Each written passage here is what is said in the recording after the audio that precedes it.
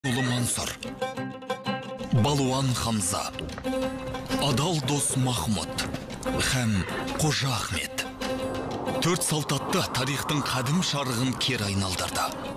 Ұлттық арнада Қожа деген бір адамды жіберіпті. Бұл адам аяғымызға тұсау боп жүрмесін, Мәруан. Тұсаукесер.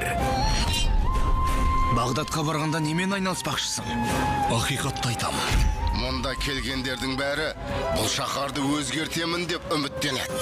Бірақ бірте-бірте бұл шаһар өзін өзгертіп жібереді. Түркістандық дәруіштің тарихта таңбаланбаған әпсанасы. Жоқ, мен бәсекелесетін болса, не болатынын өзі көріп жатар. 19 сәуірден бастап Біздің қылышымыз әлсіздердің есесін қайтару үшін сермеліп, зұлымдардың мойнын үзеді. 21:30-да Менің жолым хақтың жолы. Ахмет Яссауи телехикаясы.